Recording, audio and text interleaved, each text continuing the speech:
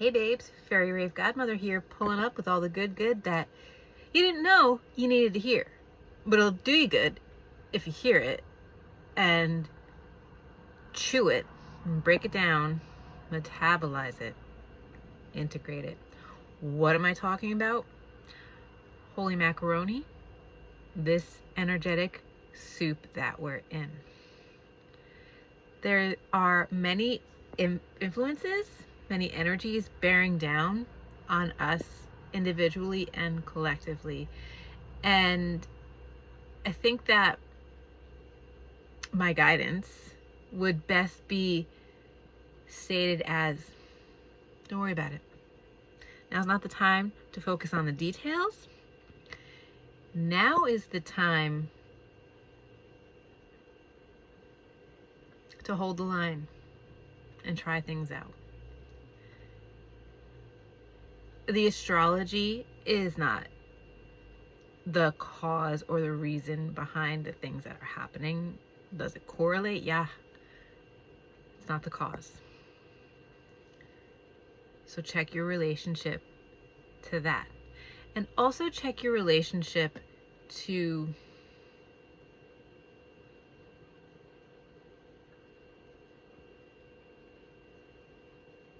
the message. Is it all about me? What's in it for me? What good does this do me on my journey? Because I don't really think that holding tight to the individualized perspective is helpful, especially right now. And I'll tell you why.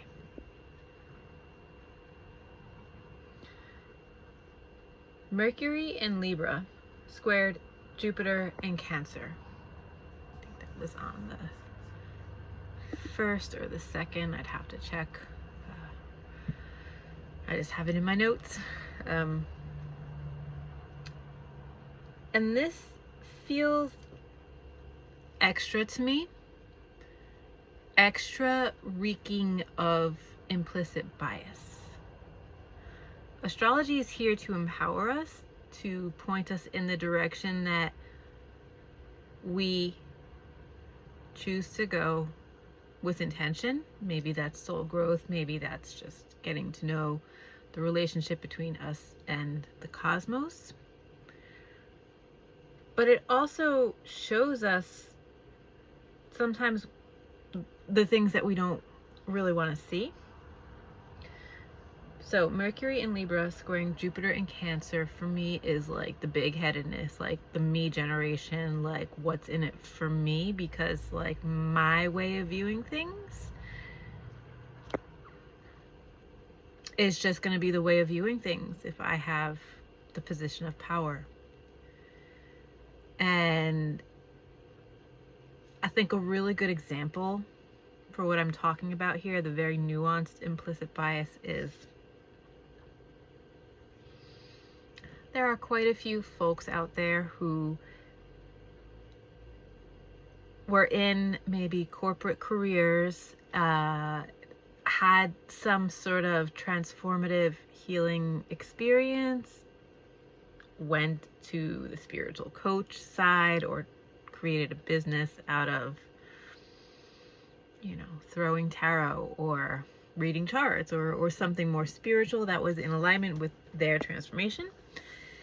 And I'm like, man, okay, perfect example was listening to a podcast recently in which a person had the transformation from corporate career to a career in the spiritual healing space, and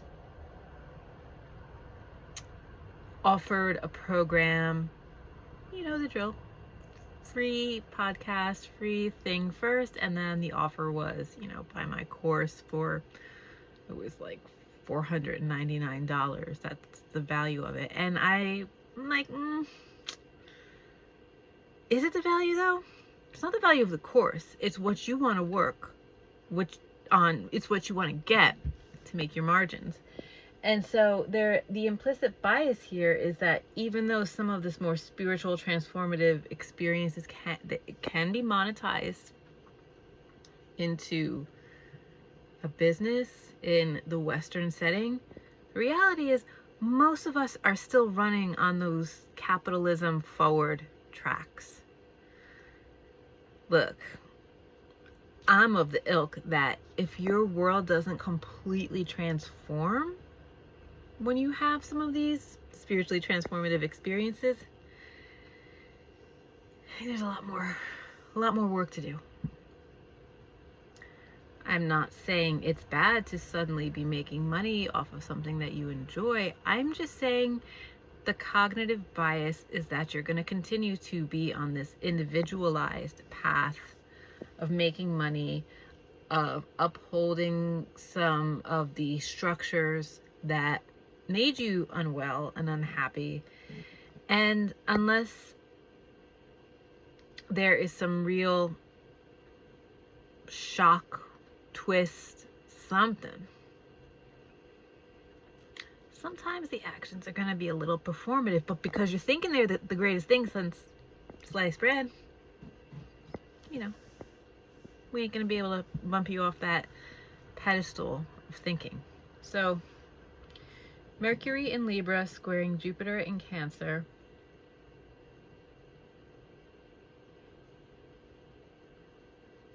Charging up Mercury. Mercury slides shortly into Scorpio to meet up with Mars in Scorpio. Hold that thought. Because in between, we have the full moon in Libra happening Monday nights, October 6th. I'm in California, so for me it's night. It's like 8:45 at night. And the moon is in Eris. Sun is in Libra. We should be talking all about relationships, right? And it's true. Eris is that initiatory spark and fire. Libra is relationships and also balance in relationships. But is there balance in relationships? Because what's also happening is this Chiron Eris conjunction. Chiron is the wounded healer, the archetype of the wounded healer. Eris is the discord sower. Eris is Mars's sister. Maybe kind of like the incarnate whistleblower. So if you can imagine that what you think your pain is, your wound, your Chiron story, where do you want to just, set a truth bomb and blow shit up? Your Eris story.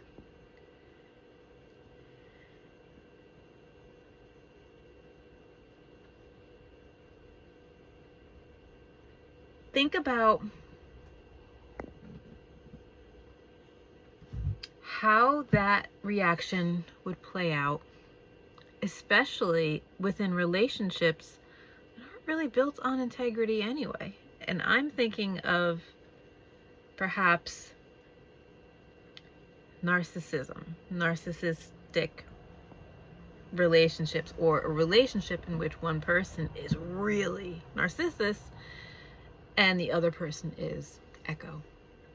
Can't really get a word in, only reflects back what narcissist wants to show. I mean, I guess narcissist has like the old school, like really intense implicit bias, right? Like, I don't want to hear shit. I'm only going to see what I want to see. The bias is it's all about me. So if relationships rupture, it might be because you're growing and stepping out of that role in which you are more passive in the relationship. The truth bomb being dropped is, this is bullshit. This is all about you, not about me. I'm over this relationship. Relationships rupture when the karma between the individuals is over, So there can be growth, there can be a resolution of karma.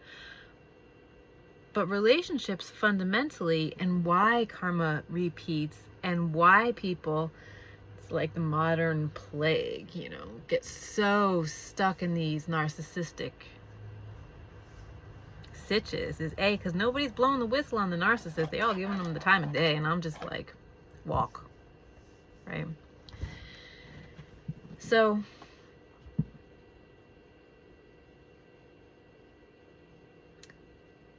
this also makes me think of Jupiter in Cancer squaring Mercury. So Mercury's infused with that energy that I mentioned. This the square happened the first week of October. All right. Hi, my little guachiperrita, my little Coco. Obviously here's something she does not approve of outside, so okay, excuse the growling. But she's speaking up. Good dog. Good woman. So I feel like that Mercury-Jupiter square, Mercury in Libra squaring Jupiter in Cancer. Cancer is the care, it's the emotional level, it's those emotional bonds that you create, your bonding attachment styles. That's gonna lead you to choose to stay in a relationship that might not be healthy, definitely not balanced, and certainly one that you need to karmically go through until you feel empowered to break free from. Kind of twisting and turning and weaving with a reason. So all the outer planets are also still retrograde. Pluto goes direct on October 13th, but it's so slow that we really are like not going to have like a jolt when it goes direct. We're going to continue to feel this all month. We're going to continue to feel a lot of like this drudgery all month because the outer planets like Uranus and Neptune, as well as Pluto, they're in retrograde.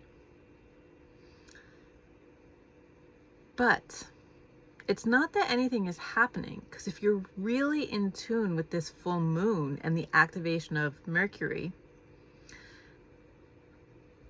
also CC energetically, Mercury in Libra moving into Scorpio soon. That which is underneath, which is lurking below, the real hidden motives, like unconscious motives, narcissist, cough. It's gonna give a feeling of nothing is happening, but I think a lot can happen, because have you ever walked down a street 100 times and then one day realize, oh man, that building, I've never seen that building, but actually it's been there the whole time, and like your perception, your mind is blown. You made a different choice and your awareness was brought to a different place, and then the whole experience was different. So similarly, if you are in relationship, in a ruptured relationship, in a relationship to yourself, to others, where you're thinking about pattern breaking, but you're feeling like, oh, I'm not getting served like the good so that I can break a pattern. Yeah, you can. Yeah, you are. Make different choices. Make different choices in the same situations so that then the karma will break. The growth will happen, and then you ain't got to do nothing but like roll up to the next level. Because when the energy moves, it moves. Karma is going to shift. The only real difference is your awareness. Is you. How you decide to react or not react.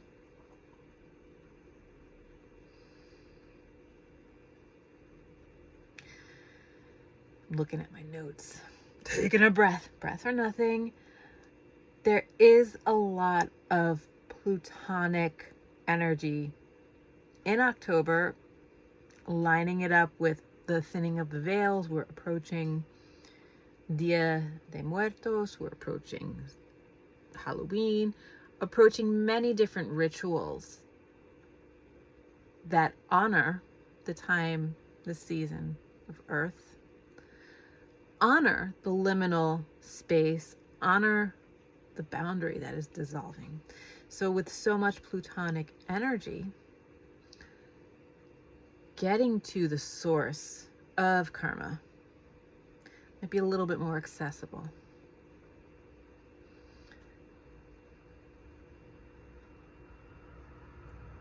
Mercury during this full moon is also squaring Pluto. It's quincunx Uranus, quincunx Neptune. So these are really hard burns, let's call them. This is where the energy is coming into challenging conflict,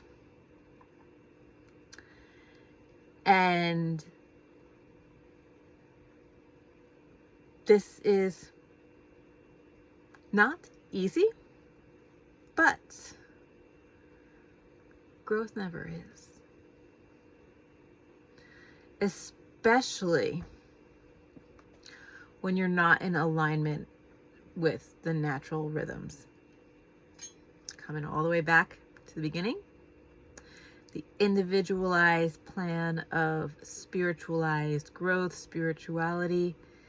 When you get that hit, that download, that insight, that transformation, Pluto is transformation. So I bet there's a bunch of y'all out there having lots of spiritually transformative experience right now.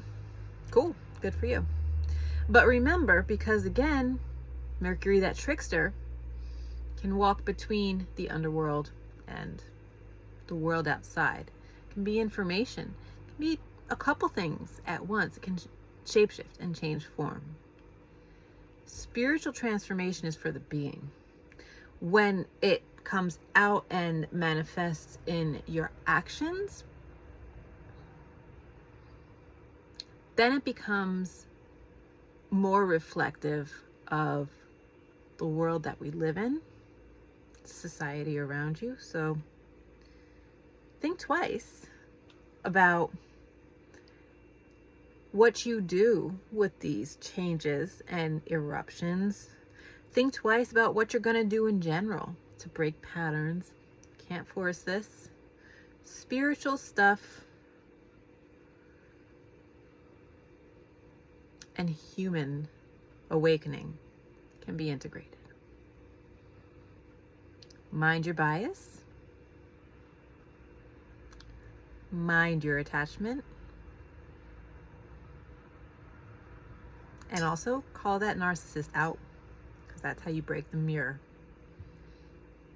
That's how presence and active choice and willful engagement returns after feelings of disempowerment, invisibility,